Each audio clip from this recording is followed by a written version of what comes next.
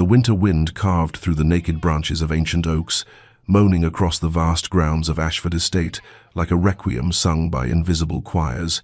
And within the great house itself, fires blazed in every hearth, yet seemed powerless against the chill that pervaded the stone corridors and gilded drawing rooms, where Lady Cecilia Hartwell stood in her travelling cloak, her fingers trembling not from cold, but from the terrible, electric anticipation that had seized her heart the moment her carriage passed beneath the iron gates. She was a woman of modest fortune, possessed of no particular beauty, save for the unusual clarity of her grey eyes and the natural grace with which she carried herself, and she had no right to be here among these glittering aristocrats who gathered for the Duke of Ashford's winter house party. No right except for the tenuous connection through her cousin, the Duchess of Pembroke, who had secured the invitation with well-meaning interference that Cecilia now half regretted. The welcome dinner that first evening was held in a dining room of such grandeur that the candlelight seemed to lose itself in the shadows of the vaulted ceiling, and Cecilia found herself seated at a position neither honoured nor entirely forgotten, surrounded by ladies whose jewels caught the light like imprisoned stars, and gentlemen whose conversation flowed with the easy confidence of those who had never questioned their place in the world. And there, at the head of the table, presided the Duke himself, Sebastian Ashford, a man whose dark hair held threads of premature silver at the temples, and whose face might have been carved from the same stone as his ancestral home, all sharp angles and aristocratic severity, beautiful in the way that winter itself is beautiful, remote and forbidding. Cecilia had allowed herself one glance, just one, before lowering her eyes to her plate, but that single look had confirmed what her treacherous heart had whispered during all the weeks of preparation and travel. He was exactly as she remembered, exactly as he had appeared in her thoughts during 2 long years of trying and failing to forget. When the soup was served, she had gathered her courage like a threadbare shawl around her shoulders and attempted what any well-bred guest might attempt, a polite observation about the estate's remarkable architecture, her voice soft but clear as she addressed the Duke across the expanse of damask and silver. The conversations around them had continued, a river of cultured voices discussing politics and scandal and the prospects for the hunting season. But in the space between Cecilia and the Duke, silence fell like an executioner's blade. He had turned to her then, his eyes the colour of a winter sea, and for one heartbeat she had seen something flicker in their depths, something that might have been recognition or pain or perhaps both, before his expression hardened into something cruel and absolute. "Don't speak to me," he had said, his voice low enough that only those nearest could hear, yet loud enough to ensure that her humiliation would ripple outward through whispers and sidelong glances. And then he had returned his attention to his plate, as though she had ceased to exist entirely, as though she were merely another shadow among the many that haunted his ancestral home. Cecilia had felt the heat rise to her cheeks, had felt the curious and pitying gazes of the other guests settle upon her like a weight she would carry for the remainder of the evening, but she had held herself still and composed, had managed to lift her spoon with a hand that barely shook, had even smiled at something her neighbour said, though she could not have repeated the words if her life had depended upon it. The rest of the dinner passed in a blur of courses she could not taste, and conversations that washed over her like waves over a drowning woman, and when at last the ladies withdrew, and she could escape to the chambers that had been prepared for her, she found herself standing at the window of her room, her forehead pressed against the cold glass, staring out at the winter landscape, where snow had begun to fall in soft, relentless silence. The humiliation burned in her chest like swallowed coals, but beneath it lay something worse, something she could scarcely bear to acknowledge. The resurrection of a hope she had thought long buried, the terrible realization that despite everything, despite 2 years of distance and determined forgetting, despite the cruelty he had just inflicted upon her with such casual precision, her heart still quickened at the sight of him, still yearned toward him like a flower toward killing frost. What foolishness, what absolute madness had brought her here, to this place where she could only suffer, where the object of her secret, shameful admiration had looked upon her and found her so unworthy that even the basic courtesy of conversation was more than he could bear to grant. The tears came then, silent and hot, tracking down her cheeks as the snow continued its gentle descent beyond the window, and Cecilia wrapped her arms around herself and wondered how she would survive the weeks ahead, trapped in this beautiful, terrible house with a man who had commanded her silence as though she were nothing at all. 3 months earlier, in the fading golden light of an autumn afternoon, Cecilia had sat in the drawing room of her modest country home, reading and rereading the letter that had arrived in her cousin's elegant hand, the Duchess of Pembroke's invitation to join the Duke of Ashford's winter house party, arriving like a gift and a curse intertwined. And she had known even then, in that moment of first reading, that she should decline, should invent some excuse, should protect herself from the foolish hope that had immediately bloomed in her chest like a winter rose that would surely die in the frost. But she had accepted, of course she had accepted, because 2 years prior, during a London season that her modest inheritance had barely afforded, she had attended a ball where the Duke of Ashford had still been in half mourning for his late wife, a shadowy figure at the edge of the festivities, and Cecilia, overwhelmed by the crowd and the heat and her own social inadequacy, had retreated to a balcony for air, only to find him there already, staring out at the darkened gardens with an expression of such profound sorrow that she had frozen, uncertain whether to intrude or retreat. He had noticed her then, had turned with the obvious intention of leaving,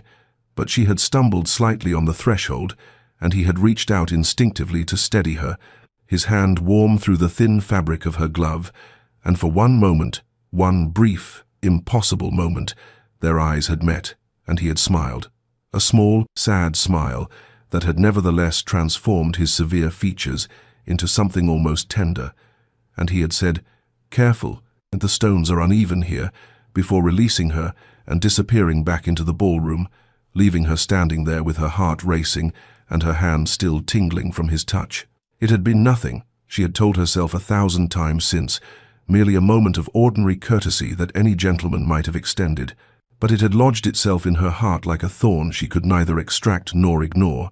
and when the invitation had arrived promising weeks in his company, she had convinced herself that perhaps, impossibly, there might be some chance of a connection, some possibility of transforming that single moment into something more. Now, standing in the cold morning light of her second day at Ashford Estate, Cecilia understood the full measure of her delusion, understood that whatever she had seen in his face that night on the balcony had been a ghost, a figment, a projection of her own desperate longing, and she steeled herself to navigate the remainder of the house party with whatever dignity she could salvage, avoiding the Duke's presence as completely as the confines of his home would allow. The breakfast room was filled with guests discussing plans for riding and walks when she entered, and she had barely taken her seat when a gentleman across the table addressed her with genuine warmth, introducing himself as Lord Edmund Blackwell, and asking with such sincere interest about her journey to Ashford that she found herself responding naturally, gratefully, to his easy conversation and kind eyes. He was handsome in an open, uncomplicated way, his smile ready and his manner devoid of any aristocratic condescension, and when he suggested they join the walking party that afternoon, she had agreed with a relief that bordered on gratitude, sensing in him a potential ally in this house, where she felt so acutely unwelcome. Throughout the day, as she walked the frozen paths with Lord Blackwell, and laughed at his stories, and allowed herself to be charmed by his attentiveness, she remained aware, with a sixth sense she could not suppress, of the Duke's presence at the periphery of every gathering, his tall figure appearing in doorways and at windows, his unreadable gaze following her movements with an intensity that she told herself she imagined, that surely signified nothing more than the casual notice a host might give any guest, and yet which raised the small hairs on the back of her neck and made her acutely conscious of every word she spoke, every smile she bestowed upon Lord Blackwell, every moment of ease she managed to achieve in this place that had become, through the Duke's cruelty, a beautiful prison where her heart was both captive and condemned. Weeks passed in a rhythm that Cecilia came to know as both comfort and torment. The days marked by walks through the frost-rimed gardens with Lord Blackwell at her side, his conversation unfailingly pleasant and his attention unfailingly directed toward her in a way that soothed the raw wound the Duke's dismissal had opened, and the evenings filled with card games and musical performances and all the elaborate rituals of country house entertainment, where she found herself laughing more genuinely than she had expected, finding in Edmund's presence a kind of ease that felt like balm upon burned skin. Yet always, at the edge of every gathering, she was aware of the Duke's presence, his tall figure occupying doorways and alcoves, his dark eyes following her movements, with an intensity that she told herself she imagined that surely meant nothing, that was merely the projection of her own disordered feelings onto a man who had made his indifference brutally clear. And she forced herself to turn away, to redirect her attention to Edmund's kind face, to the pleasant present rather than the impossible past. The storm arrived on a Thursday afternoon, driving the guests indoors from their planned expedition to the village, and they gathered instead in the blue drawing room for tea, the windows rattling with wind and the fireplace blazing against the sudden cold, and Cecilia found herself seated on a delicate chair near the tea service, engaged in conversation with Lady Pemberton about nothing of consequence, when she reached for her cup and misjudged the distance, her fingers catching the saucer's edge and sending tea cascading across the polished table in a spreading stain that seemed to announce her clumsiness to the entire room. She looked up in mortification and found the Duke standing not 3 feet away, having just entered the room, the tea pooling dangerously close to where he stood, and she rose quickly with stammered apologies, reaching for a napkin to contain the damage, her cheeks burning with humiliation that was made worse by his proximity, by the way he stood utterly still and utterly silent, watching her frantic attempts to repair what she had done. "I'm so terribly sorry, Your Grace," she managed, her voice barely above a whisper, looking up at him with eyes that pleaded for some acknowledgement, some sign that he saw her as something more than an inconvenience. But he said nothing, merely looked at her with an expression she could not read, before turning and leaving the room without a word, his departure as silent and condemning as his presence had been. Lord Blackwell was at her side immediately, taking the sodden napkins from her trembling hands, murmuring reassurances that it was nothing, that such accidents happened to everyone, that she mustn't distress herself, and she was grateful for his kindness, even as she felt something inside her break a little more, the realization settling over her like the storm settling over the estate, that she could not continue like this, could not continue to hope for warmth from a man who had shown her nothing but ice, and could not continue to measure every moment against the impossible standard of one smile on a balcony 2 years ago. That night, lying in her bed with the wind howling against the windows, Cecilia made a decision that felt like both surrender and survival. She would let go of her foolish admiration for the Duke, would release the dream that had brought her here, would turn her face toward Lord Blackwell's sunny affection and away from Sebastian Ashford's winter coldness, and though the decision brought tears rather than relief, she told herself it was necessary, that holding on to love where none was returned was a form of slow death, and she deserved better than to waste her heart on a man who could not even bear to hear her voice. The announcement of the winter ball came during breakfast on a frost-bright morning. The prospect of dancing and formal celebration, stirring excitement among the guests who had grown restless in the confines of indoor entertainment, and Cecilia felt her pulse quicken with both anticipation and dread at the thought of such an event, knowing that it would require navigating the Duke's presence in a context that demanded social grace and proximity she had thus far managed to avoid. The days preceding the ball passed in a flurry of preparation, ladies discussing gowns and jewels, gentlemen arranging for particular partners, and Lord Blackwell had approached Cecilia in the morning room with a request delivered so charmingly that she could not refuse, asking for the honor of the first dance, with a smile that suggested he already knew her answer, and she had agreed with a warmth that surprised her, finding in his consistent kindness a reason to look forward rather than back, to embrace possibility rather than mourn impossibility.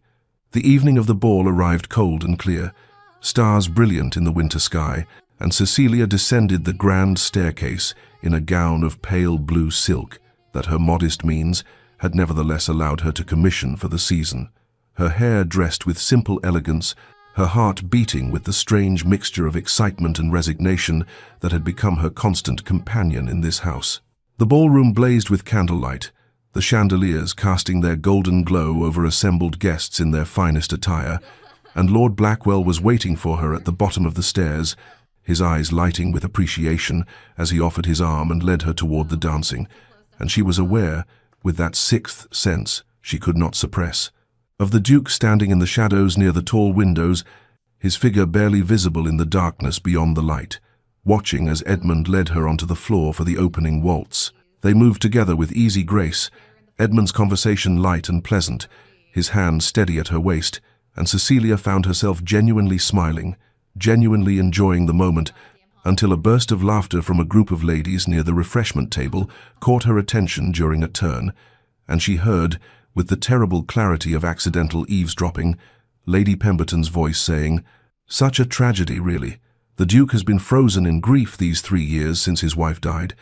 They say he can barely stand to be in company, that he sees her ghost in every room of this house." And another voice responding, "I heard she died quite suddenly, some illness, and he was away on business. Unable to reach her in time to say farewell, the guilt of it has destroyed him." The words struck Cecilia like a physical blow, understanding flooding through her even as she maintained her steps in the dance, and she felt a sharp pang of comprehension for the man who had been so cruel to her, saw his coldness suddenly in the context of unbearable loss and guilt, and yet she reminded herself fiercely that grief, however profound, did not excuse deliberate unkindness, that understanding his pain did not erase her own. The dance ended, Edmund led her from the floor with his hand gentle at her elbow, and as they paused to take refreshment, he produced from his pocket a small wrapped parcel which he presented to her with an expression of pleased anticipation, explaining that she had mentioned in passing during one of their walks her love of botanical sketches, and he had noticed this volume in the Duke's library and obtained permission to give it to her, a book of pressed flowers from distant lands with exquisite illustrations that must have taken him considerable effort to secure. Cecilia felt tears prick her eyes at his thoughtfulness, at the way he listened and remembered the small details of her conversation,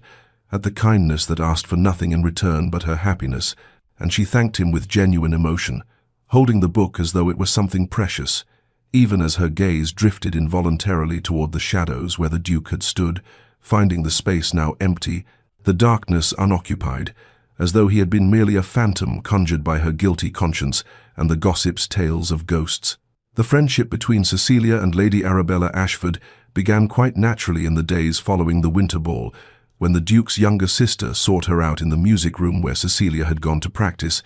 and Arabella entered with the kind of warmth that seemed utterly incongruous with her brother's coldness, settling herself on the window seat and declaring that she was desperately in need of pleasant company after enduring Lady Pemberton's interminable stories about her daughter's musical accomplishments. Arabella was perhaps 3 years younger than Cecilia, possessed of dark curls and intelligent eyes that reminded Cecilia painfully of her brother. Yet where Sebastian's gaze was shuttered and distant, Arabella's sparkled with curiosity and genuine kindness, and their conversations became a daily occurrence, ranging from trivial matters of fashion and gossip to deeper discussions of literature and philosophy that Cecilia found nourishing in a way she had not anticipated. It was during one such conversation, as they sat together in the conservatory watching snow fall beyond the glass walls, that Arabella spoke of her brother with a sadness that made Cecilia's heart ache despite her determination to remain indifferent to the Duke's troubles. "He was not always as you see him now," Arabella said quietly, her fingers tracing patterns on the frost-covered window. "Before Caroline's death, Sebastian was the warmest person I knew, quick to laugh, generous with his affection, beloved by everyone who knew him, and when she died, it was as though something fundamental in him died as well, and I have watched him retreat further into himself with each passing month until I fear he has forgotten how to be anything but cold." Cecilia listened with her throat tight, understanding more with each word yet still nursing the wound of his cruelty, and she asked carefully whether the Duke had loved his wife very much, to which Arabella replied that he had, but that she sometimes wondered if his current state was less about love than about guilt, about the terrible burden of not being present when Caroline needed him most. Then Arabella had turned to Cecilia with an expression of puzzlement, saying something that sent a shiver through her. "You know, it is the strangest thing, but you remind my brother of someone, I am certain of it, for I have caught him watching you when he thinks no one observes, and there is something in his face, some recognition or pain or perhaps both, though I cannot fathom whom you might resemble or why it should trouble him so." Cecilia had deflected the observation, redirecting the conversation to safer topics. But the words haunted her through the following days as preparations began for the Christmas celebrations that would mark the heart of the winter season. The great hall was to be decorated in the traditional manner, and Cecilia found herself among the party of ladies and gentlemen who volunteered to assist with the greenery and ribbons, climbing ladders to hang garlands of holly and ivy, her laughter ringing out, as Lord Blackwell made some amusing observation about the precariousness of their positions. And it was in the midst of this merriment that she became aware of the Duke's presence in the doorway, his tall figure motionless in the shadows, watching her with an intensity that made her breath catch. Their eyes met across the expanse of the hall, and for a moment that seemed suspended outside time, she saw something in his expression that was neither coldness nor indifference, but rather a profound and terrible longing,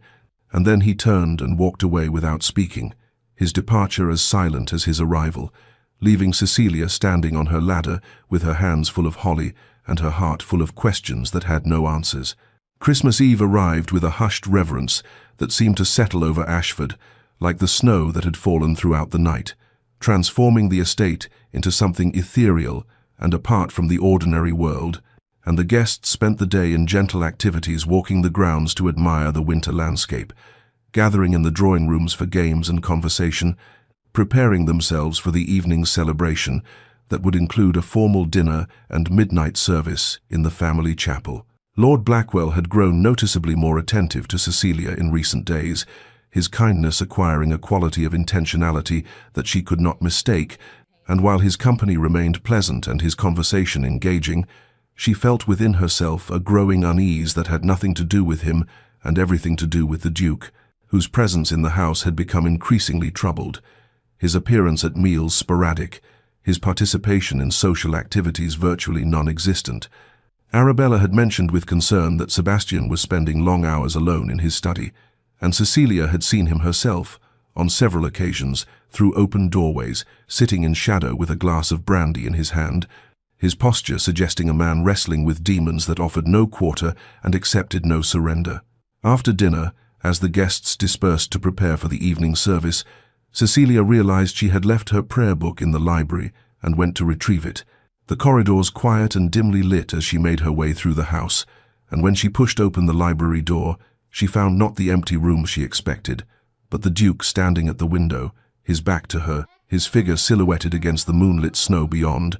and the scent of brandy hung heavy in the air. She froze in the doorway, her breath catching, every instinct telling her to retreat before he became aware of her presence. But some small sound must have betrayed her, for he turned slowly, and even in the darkness she could see the devastation in his face, the evidence of some internal battle that had left him wounded and weary. "Your Grace, I apologize," she began, the words automatic, and then she remembered his command, the prohibition he had laid upon her in front of witnesses, and she closed her mouth, turning to leave with as much dignity as she could muster, her hand already on the door handle when his voice stopped her. "Wait." The single word fell into the silence like a stone into still water, and Cecilia turned back to him, her heart beating so violently she thought it must be audible in the quiet room, hope and confusion warring within her as she met his gaze across the expanse of polished floor. He looked at her for a long moment, his expression unreadable in the shadows, and she waited, scarcely breathing, for whatever words would follow that singular command. But none came. He simply stood there, looking at her with something that might have been longing or regret or both, his lips parting as though to speak, and then closing again, and finally he turned back to the window, his shoulders rigid with tension, and his silence a dismissal more cruel than any words could have been. Cecilia felt tears burn behind her eyes, felt anger and hurt rise in her throat like bile, and she left without another word, pulling the door closed behind her with exquisite care, refusing to give him the satisfaction of hearing it slam, and she walked quickly through the corridors to Arabella's chambers, where she knocked with trembling hands and was admitted immediately, her composure finally crumbling as she sank into the chair. Her friend offered and confessed in broken sentences her impossible and conflicted feelings for a man who treated her with such incomprehensible cruelty, yet who watched her with eyes that spoke of suffering she could not fathom and did not know how to heal. January arrived with a thaw that turned the snow to slush and the pristine landscape to something grey and uninviting, And with the new year came a subtle shift in the dynamics of the house party, for Lord Blackwell's attentions towards Cecilia had evolved from the friendly warmth of companionship into something unmistakably deliberate. His courtship conducted with such propriety and obvious sincerity that even the most cynical observers remarked upon it with approval, noting that he would make her an excellent husband, that they seemed well suited in temperament and interests, that it was fortunate indeed for a young woman of modest fortune to attract the regard of such an eligible gentleman. Cecilia accepted his attentions with a mixture of gratitude and resignation, for she had resolved after the painful Christmas Eve encounter to abandon whatever foolish hopes she had harbored regarding the Duke, to embrace the future that Lord Blackwell offered, with its promise of kindness and stability and affection that might not set her soul aflame, but would at least not burn her with its coldness. The Duke himself had become increasingly agitated in these weeks, his appearances at social gatherings marked by a restlessness that manifested in his pacing, his inability to remain seated for any length of time, his habit of entering rooms only to leave them moments later, as though he could find no peace anywhere within his own house. Yet still, he maintained his terrible silence towards Cecilia. Still, he refused to speak directly to her, and she had begun to hate him for it, even as some treacherous part of her heart continued to ache in his presence. The sledding party was organized by several of the younger guests on a bright afternoon, when the temperature had dropped again and frozen the slush into something manageable, and Cecilia found herself laughing with genuine pleasure as she descended the hill behind the south gardens, the cold air burning her cheeks and the speed exhilarating after so many days confined indoors. And it was on her third descent that her sled hit an unexpected ridge of ice and overturned, sending her tumbling into the snow with a sharp cry of pain as her ankle twisted beneath her. Lord Blackwell reached her first, his face pale with concern as he helped her sit upright and gently examined her injury, declaring that she must not put weight upon it, and lifting her into his arms to carry her back to the house, despite her protests. And she caught a glimpse of the Duke standing at some distance, motionless among the trees, watching the scene unfold with an expression she could not read across the space that separated them. It was Lord Blackwell who settled her in the drawing-room and called for a maid to bring blankets. But within the hour the estate's physician arrived, sent for, the servant said, by his grace, and it was by the Duke's orders that her ankle was properly bandaged, that a footstool was positioned for her comfort, that hot tea and laudanum were brought for the pain. All of this communicated through intermediaries, as though Sebastian could not bring himself to approach her directly, even in her injury, and Cecilia sat with her throbbing ankle elevated and her heart full of bitter confusion, wondering at a man who would arrange for her every comfort, yet could not speak a single word of concern to her face, who would ensure she received the best possible care, yet would not grant her the basic courtesy of his direct attention, and she found herself both touched by evidence of his concern and furious at his continued refusal to break the silence that stood between them like an impenetrable wall. The physician prescribed 3 days of rest with her ankle elevated, and Cecilia found herself confined to her chambers, with only books and visitors for company, the enforced stillness allowing her thoughts to circle endlessly around the contradictions that seemed to define her situation at Ashford. And on the first morning of her confinement, she woke to find a stack of novels on the table beside her bed,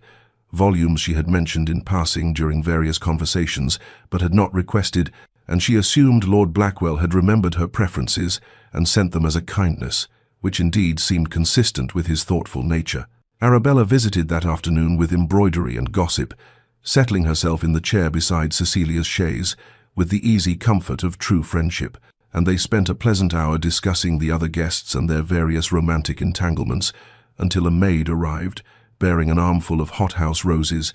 their fragrance filling the room with the scent of summer despite the winter cold beyond the windows.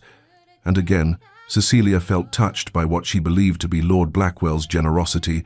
though she thought it perhaps excessive, and hoped he would not think her forward for accepting such gifts while they remained merely friends. Or perhaps something slightly more than friends, though nothing had been formally declared. The following day brought a parcel containing the softest cashmere blanket Cecilia had ever touched,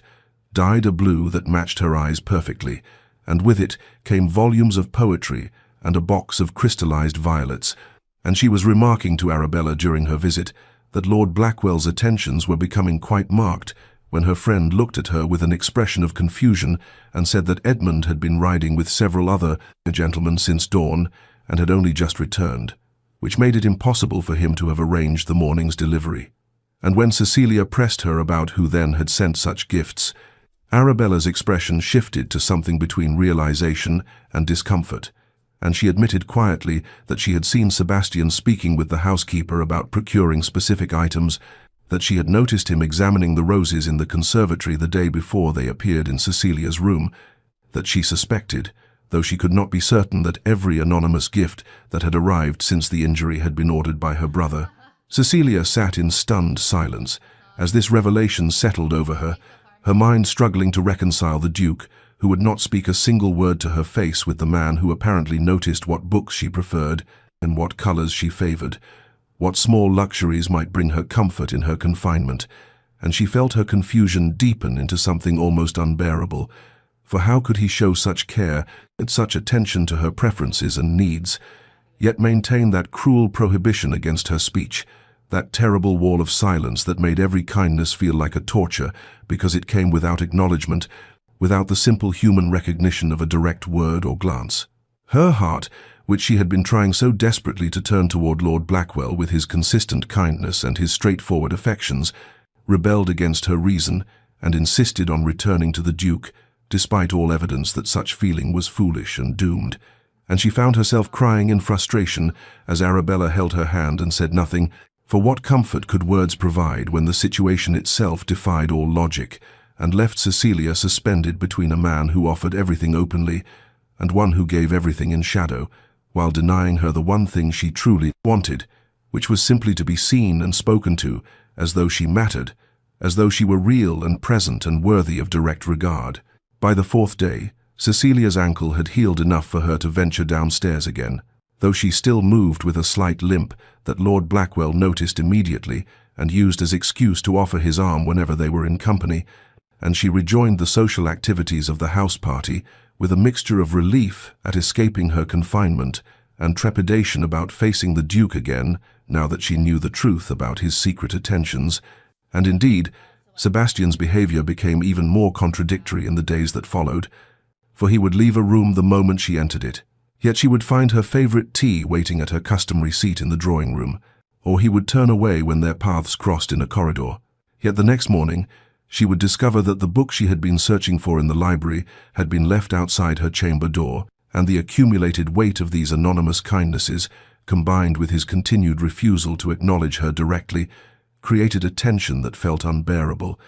as though she were living in two different realities simultaneously. It was on a grey afternoon, nearly a week after her recovery,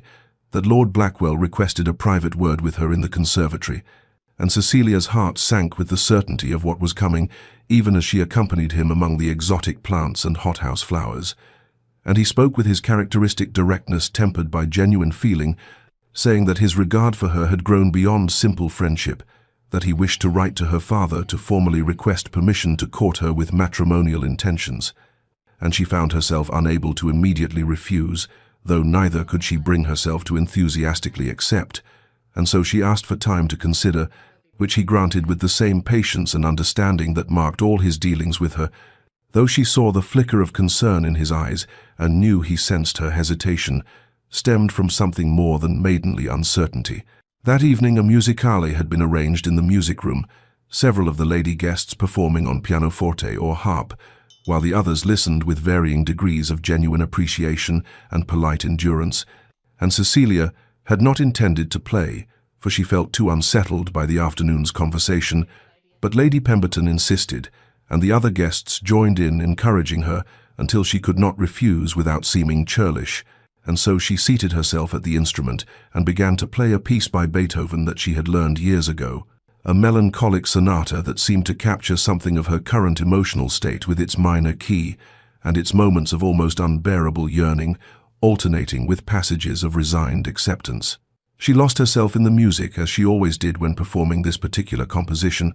her fingers moving across the keys with the sureness of long practice, while her mind drifted to thoughts of impossible situations and hearts divided against themselves. And she did not notice when the Duke appeared in the doorway at the far end of the room, did not see how he stood utterly still as the music washed over him, and did not observe the way his expression transformed from its usual careful blankness into something raw and exposed. Grief and longing and recognition all visible in the lines of his face for anyone who cared to look. But Arabella saw, seated as she was near the entrance, and she watched her brother's face as Cecilia played, and understood in that moment something she had only suspected before, that whatever complicated feelings Sebastian harbored toward Cecilia ran far deeper than mere resemblance to his late wife or the pain of unwelcome reminders. And when the final notes faded and the guests applauded Cecilia's performance,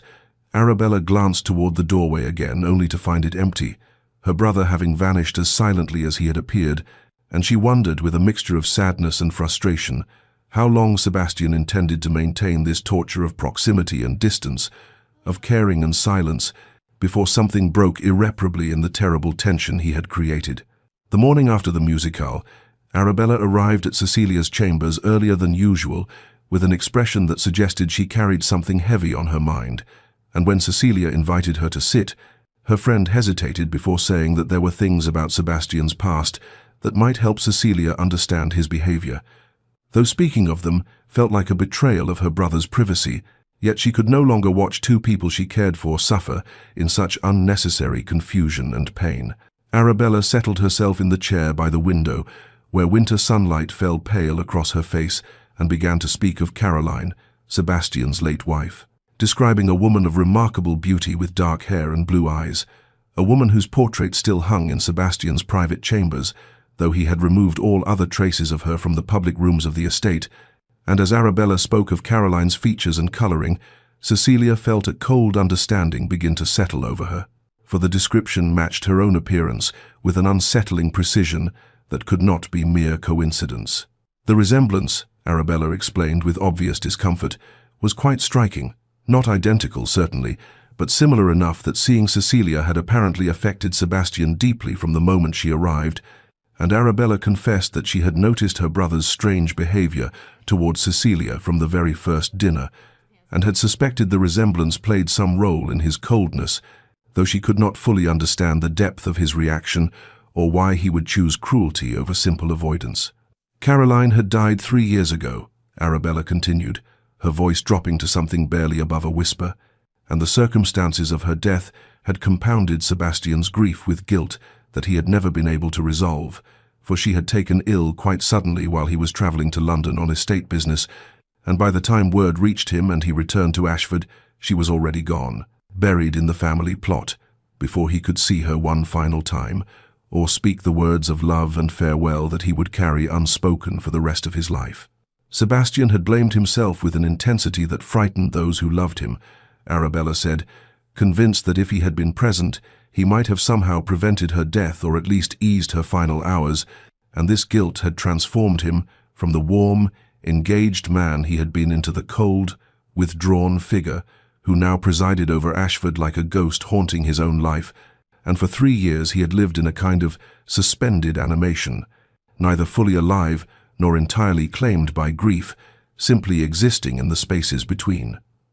Arabella believed that seeing Cecilia had awakened something in Sebastian that he had tried desperately to keep buried,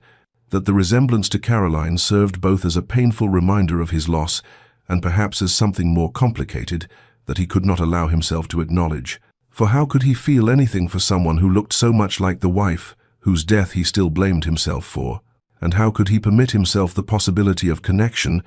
when he had not yet forgiven himself for the perceived failures of the past? Cecilia listened to all of this with a mixture of compassion and rising anger, for while she could understand grief and even the paralysis of guilt,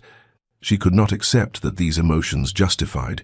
treating her as though she were nothing more than a painful reminder or an unwelcome ghost, for she was her own person, with her own heart and feelings,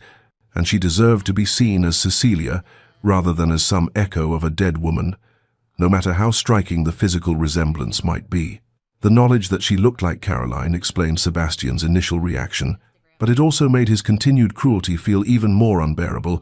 for he had reduced her to a symbol of his own pain rather than recognizing her as a living woman worthy of basic human respect, and she felt her earlier confusion crystallizing into something sharper and clearer an understanding that whatever complicated feelings existed between them were poisoned by his refusal to see past his own grief to the reality of who she actually was. February arrived with the announcement that guests would begin departing Ashford in a fortnight's time, the house party having extended far beyond its original duration, but finally reaching its natural conclusion, and the news brought with it a strange mixture of relief and urgency that Cecilia felt like a weight settling over the entire estate. For decisions that had been postponed in the timeless quality of winter isolation could no longer be avoided, and she sensed this shift most acutely in Lord Blackwell's manner, which became more focused and intentional, his attentions moving from the realm of friendship and gentle courtship into something with clearer matrimonial purpose that both honored her and filled her with quiet dread. The Duke, by contrast, seemed to retreat even further into himself, appearing at meals only when absolutely necessary, and vanishing to his private apartments or riding out alone across the frozen grounds for hours at a time, and Cecilia found herself caught between anger at his continued avoidance and a painful understanding of the torment that must drive a man to such extremes of isolation, though understanding did nothing to ease the hurt of being treated as though her very existence caused him suffering. It was on a grey afternoon 5 days after the departure announcement that Cecilia found herself alone in the library, seeking refuge among the books as she had so often during this strange and difficult visit, and she was standing before the shelves near the window when she heard the door open and turned to see the Duke himself entering, clearly not expecting to find anyone in the room, and they stood frozen for a long moment, the length of the library between them, like an unbridgeable chasm. She watched his face, saw the familiar pattern of emotions cross it,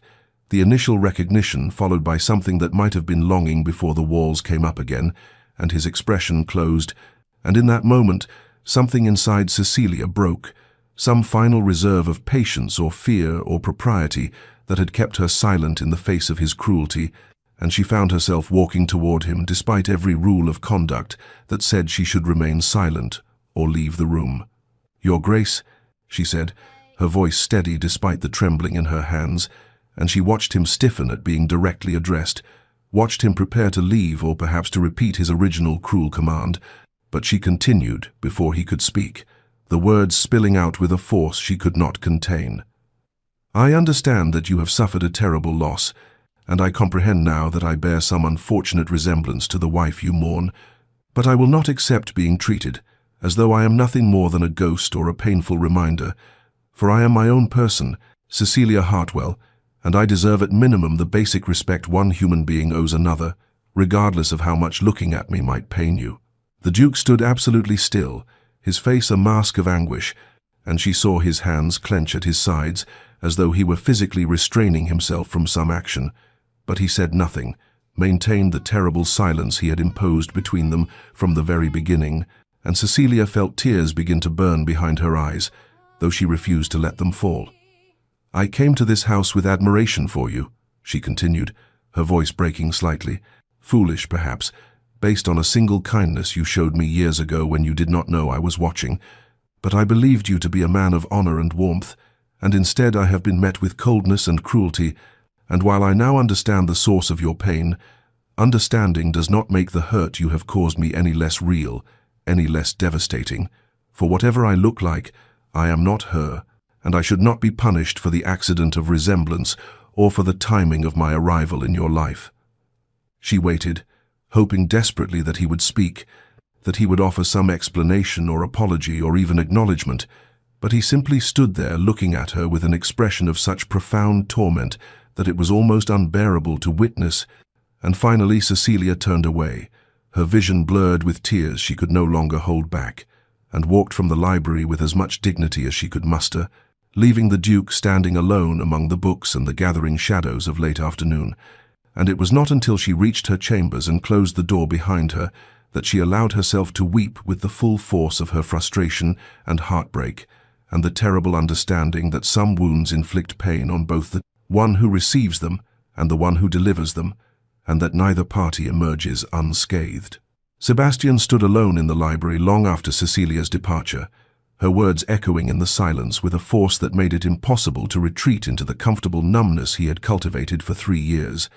and he found himself sinking into the chair by the window where pale winter light fell across his face, revealing the devastation he had hidden so carefully from the world but could no longer hide from himself. She was right, of course, in everything she had said, for he had treated her abominably, had reduced her to nothing more than a symbol of his own torment when she deserved to be seen as her own person,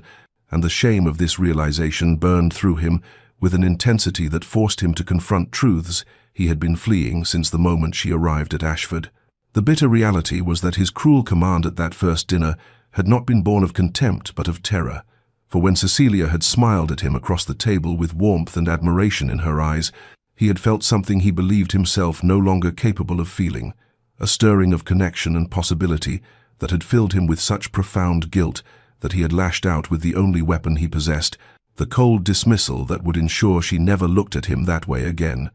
He had recognized her the moment she entered his home, though she clearly did not remember their first meeting 2 years ago in London, a chance encounter in a bookshop where he had helped her reach a volume on a high shelf, and she had thanked him with such genuine warmth that he had carried the memory through the darkness of Caroline's death like a candle flame, cupped against the wind. Even then, newly widowed and drowning in grief, he had noticed Cecilia, had felt an attraction that seemed like a betrayal of everything he owed to Caroline's memory, and so he had fled that bookshop and tried to forget the young woman, with dark hair and kind eyes, who had made him feel momentarily alive again. Her resemblance to Caroline was real, but it was not the resemblance that had struck him most powerfully. For while the physical similarities existed, Cecilia's warmth and liveliness were entirely her own, and it was precisely this vitality that had terrified him, for how could he allow himself to feel drawn to someone who represented not the past, but the possibility of a future, when he had convinced himself that his future had died with his wife, and that any movement beyond grief was a form of abandonment. He had watched her these long months with an obsession he despised in himself, observing her growing friendship with Lord Blackwell with a jealousy that had no right to exist, arranging anonymous comforts for her during her injury, because he could not bear her suffering, but could not allow himself the vulnerability of open, caring, and now he sat in the gathering dusk, understanding with terrible clarity that his silence and cruelty had driven her directly into the arms of a man who was in every way his superior, for Lord Blackwell had shown Cecilia the kindness and respect that Sebastian had deliberately withheld. He attempted several times to write her a letter, to put into words the tangled mass of guilt and longing and self-loathing that had governed his behavior, but each attempt felt inadequate, for how could he explain that his cruelty had been the desperate action of a man trying to protect himself from the terrifying possibility of loving again? And how could he ask for forgiveness when he had spent months systematically destroying any hope she might have harbored for him? And so he sat, surrounded by discarded pages, filled with incomplete confessions, watching through the window as Lord Blackwell walked in the garden below, no doubt planning the proposal that would claim Cecilia forever and relegate Sebastian to exactly the isolated existence he had thought he wanted, but now understood would be a kind of death. Valentine's Day arrived at Ashford with an atmosphere of forced festivity that seemed to highlight, rather than dispel, the underlying tensions that had built throughout the winter, and the servants decorated the great hall with ribbons and hearts cut from crimson paper, while the remaining guests gathered for what would be one of the final celebrations before the house party's conclusion, and Cecilia dressed for the evening with a strange sense of resignation settling over her like a familiar cloak, for she had made a decision in the days since her confrontation with the Duke, a decision born not of joy but of practicality, and the exhausted understanding that she could not continue to long for a man who had made his rejection of her devastatingly clear. Lord Blackwell had been unfailingly kind, had shown her respect and genuine affection, had proven himself worthy in every measurable way, and while her heart did not race at his approach the way it foolishly continued to race at the mere thought of the Duke, she told herself that steady affection was a more reliable foundation for marriage than the painful intensity of unrequited feeling, and so she prepared herself to embrace whatever future he might offer, to turn her face toward a life that promised kindness if not passion, companionship if not the soul-deep connection she had once dreamed of finding. The Duke was notably absent from the festivities, and Cecilia felt both relief and a piercing disappointment at his absence, for part of her had harbored some desperate hope that seeing her accept another man might finally provoke him to break his silence,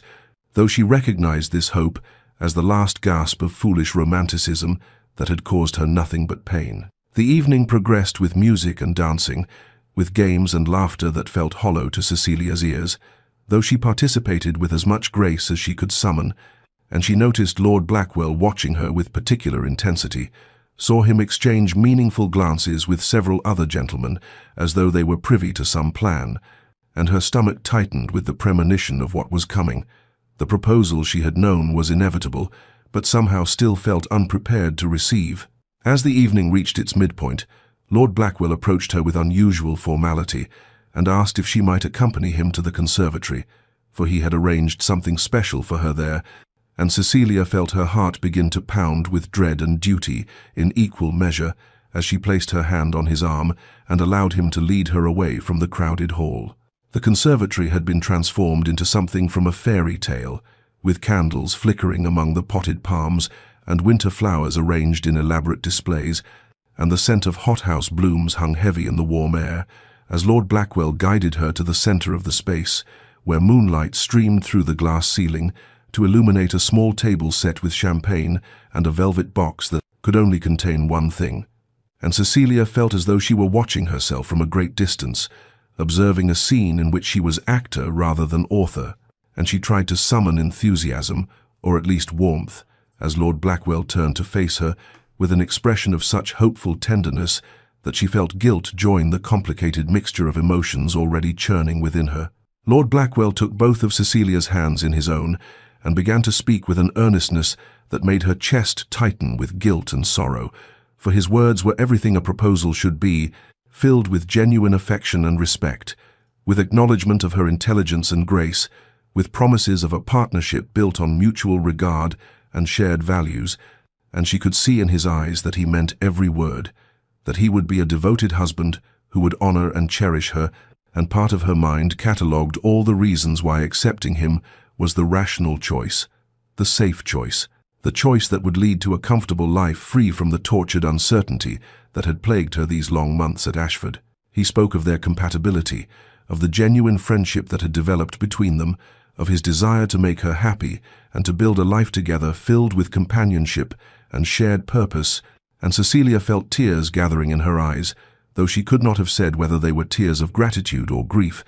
for she recognized the precious gift he was offering her and felt the weight of what she knew she should do, pressing down upon her with inexorable force. And so when he finally asked the question, when he said with trembling hopefulness, "Lady Cecilia Hartwell, would you do me the extraordinary honor of becoming my wife?" She drew a breath that felt like surrender and opened her mouth to speak the words that would seal her fate and allow her to finally escape the impossible longing that had brought her nothing but pain. "Yes," she heard herself say, the word emerging with less conviction than she had hoped, but with finality nonetheless, and she continued, "I will," but the second word caught in her throat as movement in the doorway drew her eye, and she turned her head to see the Duke of Ashford standing there, as though conjured by her subconscious desperation, his face illuminated by candlelight in a way that revealed every line of anguish carved there. And their eyes met across the conservatory with an impact that felt physical, and she saw in his expression such naked devastation that her breath stopped entirely. For this was not the cold, controlled man who had commanded her silence months ago, but rather someone stripped of all defenses, someone whose careful walls had crumbled to reveal the raw suffering beneath. For a moment, that seemed to stretch into eternity, no one moved or spoke, and Cecilia felt suspended between two futures, between the words she had almost completed and the unspoken plea she could read in the Duke's eyes. And she understood with sudden clarity that this was the crisis point upon which everything would turn, that the next moments would determine the shape of her entire life. And then Sebastian's voice cut through the silence, addressing her directly for the first time since that terrible first evening, his tone rough with emotion, as he said the words that shattered the careful resignation she had built around her heart. "Cecilia, please," he said, and the use of her Christian name felt like an intimacy after months of formal distance.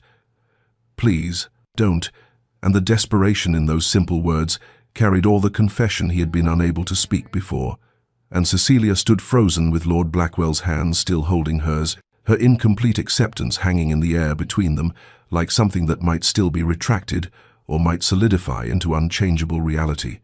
while the Duke remained in the doorway, looking as though his presence there required every ounce of courage he possessed. And she realized that after months of silence and cruelty and inexplicable behavior, Sebastian had finally found his voice precisely at the moment when she had been about to close the door on any possibility between them forever. The silence that followed Sebastian's desperate plea stretched taut as a wire about to break, and Lord Blackwell's hands released Cecilia's, as though he suddenly understood that he had never truly held them at all, for whatever existed between her and the Duke had claimed her long before he had entered the story, and he stepped back with the careful dignity of a man determined to preserve his honor, even in the moment of its unraveling, and he said with admirable composure, though pain flickered across his features, "I believe there is something that needs to be said between you, something that perhaps should have been said long ago, and I am gentleman enough to recognize when I have been playing a part in someone else's tragedy rather than authoring my own happiness." And he looked at Cecilia with understanding that made her eyes sting with tears of gratitude and guilt. And then he turned to Sebastian with an expression that held warning alongside resignation, as he added, "I trust you understand what you are asking for, Ashford, what you are interrupting, and I hope you prove yourself worthy of such an extraordinary woman, for she deserves far better than silence and cruelty dressed as protection." And with that he withdrew from the conservatory, with his head held high though his shoulders carried the weight of disappointment, leaving Cecilia and Sebastian alone among the flowers and candlelight that had been meant to witness a different ending entirely. For several heartbeats neither of them moved, and Cecilia felt the full force of months of suppressed emotion rising within her, like a tide that had been held back too long, and she did not know whether she wanted to weep or rage or simply collapse under the exhaustion of feeling so much for so long, with nowhere to direct it. And when she finally found her voice, it emerged sharp with pain as she said, "How dare you? How dare you wait until this moment to break your silence? How dare you let me suffer months of your coldness and contempt, only to interrupt when I finally find the courage to move forward?" But even as the words left her lips, she knew they were defensive armor against the dangerous hope, beginning to unfurl in her chest. For his presence here, his desperate plea, meant something she hardly dared to acknowledge. Sebastian moved toward her with hesitant steps, as though approaching something precious and breakable, and his face in the candlelight showed such naked vulnerability that it transformed him entirely from the cold Duke who had commanded her silence into someone achingly human and afraid, and he began to speak with words that tumbled out as though a dam had broken. "Forgive me, Cecilia. Forgive me for my cruelty and my cowardice,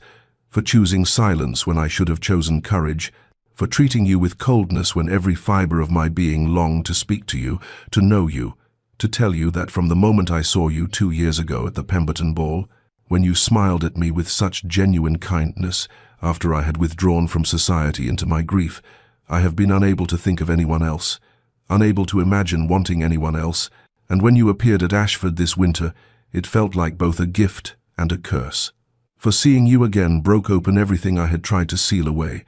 all the guilt over Caroline's death, all the fear that loving again meant betraying her memory, and all the terror that if I allowed myself to care, I would somehow lose again, and the pain would destroy what little remained of me." He ran his hand through his hair with agitation born of months of internal torment, and continued with increasing urgency. "I told myself I was protecting you from my broken state, that you deserved someone whole and uncomplicated like Blackwell, someone who could offer you joy untainted by grief and regret. But the truth is, I was protecting myself, hiding behind my loss, rather than facing the terrifying possibility that life might offer second chances to those who fear they do not deserve them.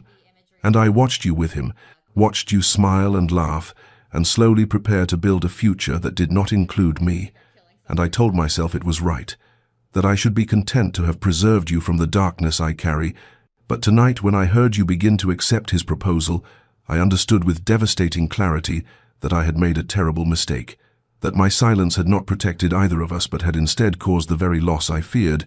and I cannot let you bind yourself to another without telling you the truth I should have spoken months ago."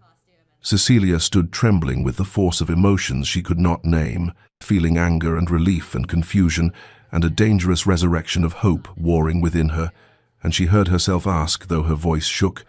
"And what truth is that, Sebastian? What truth justifies months of deliberate cruelty? What truth makes it acceptable to humiliate me before your guests, and then show concern through servants while refusing to speak a single word directly to me?" And she saw him flinch at her words, but pressed on because she needed to hear him say it. He needed him to speak with complete honesty the feelings he had hidden for so long. He met her eyes with an intensity that made her breath catch, and said with quiet devastation, "The truth is that I love you, that I have loved you since that moment 2 years ago when you looked at me with compassion rather than pity, that seeing you again this winter felt like being offered salvation I did not deserve, and my fear of that feeling, my guilt over moving beyond Caroline, my terror of vulnerability after loss made me cruel when I should have been honest, made me silent when I should have spoken, and I do not ask you to choose me. Cecilia, I do not ask you to forgive what I have done, or to believe that I deserve any consideration after how I have treated you. I ask only that you understand and that you know the truth before you make your decision, that you do not accept Blackwell believing that I felt nothing when in truth I felt everything and simply lacked the courage to say so." Cecilia felt the confession wash over her like a wave that simultaneously validated everything she had felt and ignited a fury at the months of unnecessary suffering, and the conflicting emotions rose within her with such force that she had to press her hand against her chest as though to contain them, and when she finally spoke, her voice trembled with barely controlled anger as she said, "You loved me, you have loved me all this time, and yet you chose to make me feel worthless, to humiliate me before your guests, to watch me struggle through months of confusion and pain when a single honest word could have changed everything." And she saw him flinch as though her words were physical blows, but she could not stop because the rage felt cleansing after so long spent swallowing hurt, and she continued with increasing passion, "Do you understand what you did to me, Sebastian? Do you comprehend the cruelty of your silence? I came to Ashford carrying a fragile hope born of one kind moment you showed me 2 years ago, a foolish romantic notion that perhaps the man who had looked at me with such warmth might remember me with favor, and you crushed that hope immediately and thoroughly. You made me question my worth and my judgment. You made me feel invisible and unwanted, and all the while you claim you were feeling everything I longed for you to feel, but simply lacked the courage to say so." And tears were streaming down her face now, though her voice remained steady with righteous anger. But even as she spoke, she felt something else beneath the fury, a desperate relief that she had not been imagining the moments of connection, that the longing had not been entirely one-sided, that perhaps she was not the fool she had believed herself to be for caring about someone who seemed to hold her in contempt. Sebastian stood before her, accepting her anger without defense, his own face wet with tears that shocked her, for she had never imagined the controlled Duke of Ashford capable of such visible emotion, and he said with broken humility, "You are right, you are absolutely right. There is no justification for what I did, no excuse that makes it acceptable. I was cruel when I should have been honest. I was a coward when I should have been brave, and I have spent every day since that first terrible evening regretting my words but lacking the strength to take them back, watching you from a distance and dying by degrees as I saw you slowly, giving your heart to a man who deserved it far more than I." And he moved closer, though he did not presume to touch her, and his voice dropped to barely above a whisper as he added, "I do not ask you to forgive me, Cecilia. I do not expect you to overlook months of pain simply because I have finally found my voice. I know that Lord Blackwell is the better choice, the safer choice, the man who has shown you consistent kindness while I have shown you only contradiction and hurt. And if you choose him, I will understand. I will accept it as the just consequence of my cowardice. But I needed you to know the truth. I needed you to understand that every cold word concealed feelings I was too afraid to acknowledge, and that my cruelty was never about you, but about my own inability to move beyond grief and guilt." Cecilia felt her anger, warring with the treacherous hope that his words ignited, and she found herself saying with a complexity of emotion that surprised her, "For months I told myself that what I felt for you was foolish, that I was clinging to a fantasy built on one moment of kindness from 2 years ago, that I needed to accept reality and appreciate the genuine affection that Lord Blackwell offered me, and I nearly succeeded. Sebastian, I nearly convinced myself that safety and certainty were worth more than the dangerous possibility that you might feel something for me. After all, I was seconds away from accepting a proposal that would have closed the door on any future between us, and you stopped me at the very last moment, and I do not know whether to be grateful or furious, whether to see your timing as fate or cruelty." And she looked at him with eyes that held both longing and uncertainty, and asked the question that lay at the heart of her turmoil. "How can I trust that this is real, that you will not retreat back into silence the moment I allow myself to believe in what you are telling me? How can I risk my heart on someone who has already shown himself capable of such deliberate coldness?" He met her gaze with devastating honesty and said, You cannot know with certainty, and I cannot offer you guarantees because I am still learning how to live beyond the paralysis that grief created. But I can promise you that I will spend every day trying to prove myself worthy of a second chance, that I will fight my instinct to hide behind walls, that I will choose courage over self-protection, even when it terrifies me. And I can tell you that losing you to my own cowardice has taught me that the pain of vulnerability is nothing compared to the agony of watching you walk away. And Cecilia stood trembling in the candlelight of the conservatory, where she had nearly promised herself to another man, suspended between the rational choice that would lead to contentment and the dangerous choice that might lead to extraordinary happiness or devastating heartbreak. And she understood that this moment would define the rest of her life, that whatever she decided now would echo through all her years to come, and the weight of that knowledge was almost more than she could bear. Cecilia stood in the conservatory long after Sebastian had left her, with a final look of desperate hope, surrounded by the flowers and candles that Lord Blackwell had arranged with such care, and she felt the weight of the decision before her pressing down upon her like a physical force, for she understood that what she chose in the coming hours would determine not just her immediate future, but the entire trajectory of her life, and the knowledge that two good men waited for her answer, one who had shown her consistent kindness and deserved better than to be second choice, another who had caused her months of pain but offered the dangerous possibility of extraordinary love, made her feel as though she were being torn in two directions by equal and opposite forces. She knew she needed to speak with Lord Blackwell, that he deserved honesty and clarity rather than being left in suspended uncertainty while she wrestled with her heart, and so she sought him out in the drawing-room, where he stood by the window looking out at the winter night, with the posture of a man steeling himself for disappointment. And when she entered, he turned to her with such gentle understanding in his eyes that she felt her throat constrict with guilt and gratitude in equal measure. And before she could speak, he said with quiet dignity, "You do not need to explain, Cecilia. I saw your face when Ashford interrupted us. I saw the way you looked at him, and I understand now what perhaps I should have recognized earlier, that your heart has always belonged elsewhere, even as you tried to convince yourself otherwise. And while I had hoped that consistency and genuine affection might win where passion once claimed you, I am not so foolish as to believe that safety alone can compete with love." She felt tears streaming down her face as she took his hands and said with trembling sincerity, "You have been everything kind and good. Edmund, you have shown me respect and consideration when I desperately needed both, and you deserve someone whose heart is entirely free to love you without reservation or conflicted feeling. Someone who does not carry the complicated history and painful longing that I bring to every interaction, and I am so deeply sorry that I allowed our friendship to develop into courtship when some part of me must have known that my heart was not fully my own to give." And she saw the flash of pain cross his features, though he maintained his composure with admirable grace, and he squeezed her hands gently before releasing them, as he replied, "Do not apologize for being honest, for that is a greater kindness than false promises would have been, and I release you from any obligation you might feel toward me, though I hope you will choose carefully what you do next. And for Ashford has caused you considerable pain, and while I understand that love is rarely simple or convenient, you deserve someone who will choose courage over cowardice, and who will speak truth rather than hide behind silence and grief."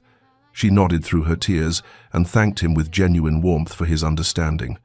and he left her with a final gentle smile that held both disappointment and sincere wishes for her happiness,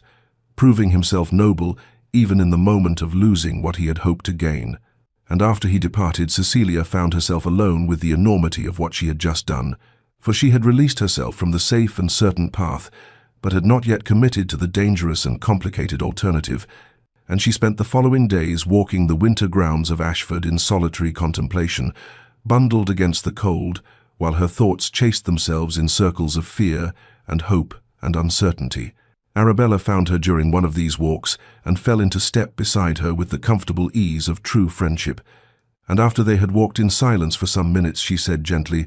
"I know you are wrestling with an impossible decision,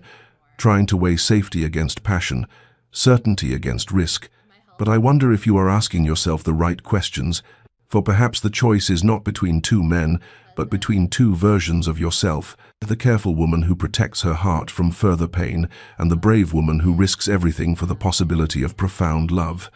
And Cecilia looked at her friend with eyes that held exhaustion and confusion, as she replied, "But how can I trust that Sebastian will not retreat back into silence the moment I allow myself to believe in his feelings?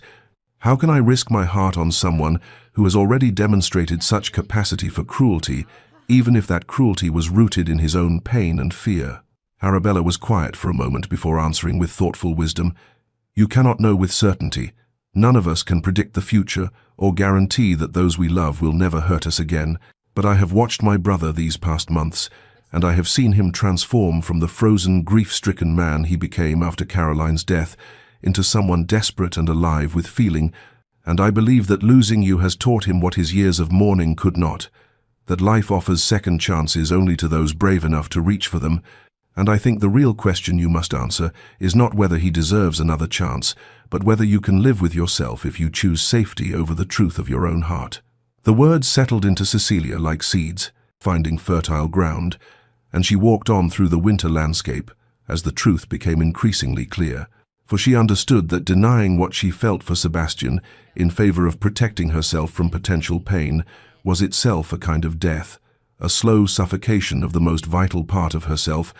and while she could not know whether choosing him would lead to happiness or heartbreak, she knew with sudden certainty that choosing otherwise would lead to a lifetime of wondering what might have been, and of looking back with regret at the moment when fear triumphed over courage. And as the pale winter sun broke through the clouds, she felt her decision crystallize with the clarity of ice forming on still water. Understanding that love was never truly safe or simple, but that the alternative to risk was not protection, but merely the illusion of it, purchased at the cost of everything that made life worth living. Cecilia found Sebastian in his study the following afternoon, standing by the window where pale winter light filtered through the frost-patterned glass, and when he turned at the sound of the door opening, she saw in his face such careful hope, tempered by fear of disappointment, that her heart clenched with the knowledge of how much power she held in this moment, to either heal or devastate, and she crossed the room slowly while gathering her courage, and when she stood before him, she said with a steadiness that belied the trembling in her hands, "I have made my decision, Sebastian, and I choose you, but I choose you with conditions that are not negotiable, for I will not enter into something that requires me to accept silence or walls, or the perpetual fear that you will retreat back into grief whenever vulnerability becomes difficult." And she saw him draw in a sharp breath, as though her words were both gift and blow, and she continued with increasing firmness, "If we are to have any future together, you must promise me honesty even when truth is uncomfortable. You must promise me presence, even when emotion feels overwhelming. You must promise me partnership, rather than the kind of distant protection that masquerades as care, but is truly just another form of abandonment. And I need to know that you understand what I am asking, that you are capable of meeting me in the open, rather than hiding behind the safety of solitude and self-protection." Sebastian moved toward her with such intensity of feeling in his eyes that she felt her breath catch, and he took her hands in his with a gentleness that contradicted the strength of his grip, and he said, with voice thick with emotion, "I understand what you are asking, Cecilia, and I accept your conditions not as burdens, but as guides toward becoming the man I should have been all along. The man I was before grief taught me that loving meant inevitable loss, and that protection meant building walls so high that nothing could touch me. And I promise you that I will fight every instinct toward silence, that I will choose courage over comfort, that I will meet you in honesty, even when every part of me wants to retreat into the familiar darkness that has been my companion these 3 years." And he released one of her hands to touch her face with such tenderness that tears sprang to her eyes. and he added with devastating sincerity, "I cannot promise that I will always succeed, that I will never stumble or momentarily fall back into old patterns, but I can promise that I will always return, that I will always choose you over my fear, and that I will spend the rest of my life proving that your faith in me was not misplaced." They stood together in the study, while afternoon faded toward evening, and their first real conversation unfolded with the tentative honesty of two people learning to trust after months of misunderstanding and pain. And Sebastian led her to the portrait gallery, where Caroline's likeness hung among generations of Ashford ancestors, and Cecilia looked upon the face of the woman who had held his heart, and saw indeed a resemblance in coloring and features, though the expression was entirely different.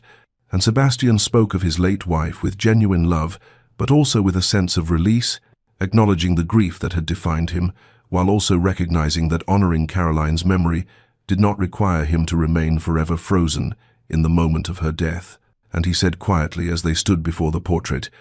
"She would not have wanted this for me, this half-life I have been living. She was generous and warm, and would have told me that love is not a finite resource that must be hoarded, but rather something that expands to hold new feeling alongside treasured memory." And Cecilia felt in that moment the last of her uncertainty dissolve, for she understood that she was not replacing anyone, but rather writing a new chapter in a story that had known both tragedy and the possibility of redemption. Sebastian asked with humility that touched her deeply if she would allow him to court her properly, to earn through consistent action and genuine presence what he had nearly lost through cowardice and silence.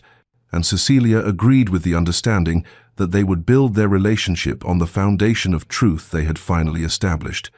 And as they left the portrait gallery together, she felt the weight of the past months begin to lift, replaced by something fragile but genuine, the beginning of trust that would need time and patience to grow into the kind of love that could sustain a lifetime. Spring arrived at Ashford with the gentle insistence of renewal, as though nature itself conspired to mirror the transformation unfolding between Cecilia and Sebastian. And the months that followed, their decision to build something true together, were marked by the kind of deliberate courtship that neither had experienced before, for this was not the superficial dance of London ballrooms, but rather the deep excavation of two souls, learning to trust after understanding how fragile and precious such trust truly was. And Sebastian proved himself faithful to every promise he had made in that study where winter light had witnessed their new beginning. They walked together through grounds that shifted from snow-covered stillness to the first brave crocuses pushing through thawing earth, and then to daffodils nodding in spring breezes, and during these walks they spoke of everything and nothing, building the foundation of genuine knowledge that only comes from accumulated hours of honest conversation. And Cecilia watched as the frozen duke she had first encountered melted away to reveal the man he had been before grief claimed him. Though this version was deeper and more appreciative, someone who understood the value of what he had nearly lost through his own cowardice, and would not take for granted the gift of being seen and chosen despite his failures. Sebastian courted her with the kind of attention that showed he had listened to every word she had ever spoken, remembering her casual mention of preferring wildflowers to hothouse roses, and appearing one morning with arms full of primroses picked from the estate's meadows, recalling her love of poetry and spending an evening reading Wordsworth aloud, while she sat curled in the chair opposite his in the library that had once been the site of such painful silence, demonstrating through 100 small gestures that he was present and attentive in ways that his earlier behavior had denied. And Cecilia felt herself opening like the spring flowers, allowing hope and joy to take root where pain and confusion had lived for so long. As April gave way to May, Sebastian asked her father's permission for her hand with all the formal correctness that society demanded, and when the blessing was granted, he planned a proposal that honored both the poetry of new love and the hard-won honesty of their particular journey. And he brought her to the rose garden just as evening descended, and the first stars appeared in the violet sky. And there, among flowers not yet blooming but heavy with the promise of summer beauty, he knelt before her with hands that trembled slightly, and eyes that held such open vulnerability that she felt her heart might burst from the enormity of in the moment. And he spoke words he had written and memorized, comparing her to light after long darkness, to courage in the face of fear, to every good thing he had thought himself unworthy of receiving, and he asked her to be his wife, not because he deserved her, but because he would spend every remaining day of his life becoming someone who might, and she said yes, with tears streaming down her face and joy singing through every part of her being. And when he slipped his mother's ring onto her finger, she felt the click of something settling into rightness, as though all the pain of the preceding months had been necessary preparation for this moment of perfect clarity. Their engagement was celebrated with the kind of genuine happiness that only comes when those gathered understand the unlikely path the couple had traveled to reach this point, and Arabella embraced Cecilia with tears of joy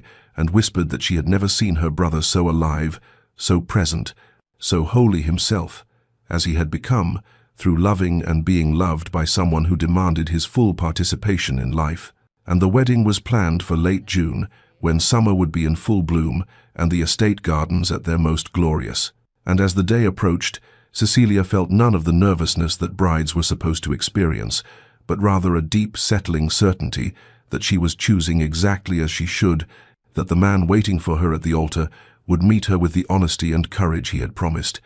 And when the day arrived with perfect June sunshine and roses climbing the chapel walls in cascading abundance, she walked down the aisle toward Sebastian and saw in his face such gratitude and love and determined commitment that she knew every moment of pain had been worth enduring for the gift of this hard-won, honestly built love. They exchanged vows that they had written themselves, promising not the conventional obedience and provision, but rather honesty even in difficulty, presence even in pain, courage even in fear, and partnership, built on the understanding that love required active choice rather than passive acceptance. And when the vicar pronounced them married, and Sebastian kissed her with tender reverence before all their gathered loved ones, Cecilia felt the story that had begun with such cruelty and confusion transform into something entirely new, a narrative of redemption and second chances, and the extraordinary things that become possible when people choose vulnerability over protection, truth over comfortable silence, and the uncertain beauty of genuine connection over the hollow safety of isolation. 3 years had passed since that June wedding when roses climbed the chapel walls, and two people who had nearly lost each other to silence and fear exchanged vows of courage and honesty. And now, in the golden afternoon of an early autumn day, Cecilia stood at the window of the drawing room, watching her children play in the gardens of Ashford, their laughter carrying on the breeze like music that had once seemed impossible in these halls that grief had rendered silent. And she felt Sebastian's arms encircle her waist as he rested his chin on her shoulder and murmured with contentment that never failed to move her, "I still cannot believe this is real, that I am permitted such happiness after coming so close to destroying it through my own cowardice." And she leaned back against him with the comfortable certainty of a love that had been tested and proven strong, watching as their daughter Eleanor chased butterflies while their son Thomas tottered after her on legs still unsteady with the newness of walking. And everywhere she looked were signs of the transformation that love and courage had wrought. The halls now filled with fresh flowers and open windows, the rooms once shrouded in mourning now bright with life and the constant presence of family and friends, the very air different, as though the house itself had learned to breathe again after years of holding its breath in sympathetic grief. Dear listener, I share this story with you not merely as a tale of romance overcome obstacles, but as a meditation on the courage required to speak truth before silence becomes permanent, to choose vulnerability over the false safety of emotional protection, to understand that timing matters less than honesty and that second chances are precious gifts we must have the bravery to accept when they are offered. For Cecilia and Sebastian's journey teaches us that the words we leave unspoken can cause as much harm as cruel ones uttered in haste, that walls built to protect our hearts often become prisons that prevent us from receiving the very love we most desire, and that sometimes the greatest act of courage is not grand gesture, but simple honesty. The willingness to say what we feel before fear convinces us that silence is safer than risk. Perhaps you too have stood at the crossroads where Sebastian stood, paralyzed by past pain and unable to move toward future possibility. Or perhaps you have been where Cecilia was, loving someone who cannot or will not meet you in honesty. And if so, I hope this story reminds you that it is never too late to speak truth, never too late to tear down walls, never too late to choose courage over comfortable isolation, for the human heart is more resilient than we imagine, and love more powerful than the fear that seeks to contain it. May you find the strength to speak before silence becomes permanent. May you choose vulnerability even when protection seems safer. May you understand that authentic connection requires the risk of being truly seen, and may you know that the love worth having is the love that demands your full presence and honest participation, rather than the pale shadow that asks nothing and gives nothing in return. May your nights be peaceful, your rest be deep, and may you wake to mornings filled with the kind of joy that comes from living authentically and loving courageously. And if this story has touched your heart, please share it with others who might need to hear that second chances are possible, that silence can be broken, and that the courage to be vulnerable is the very foundation upon which lasting love is built.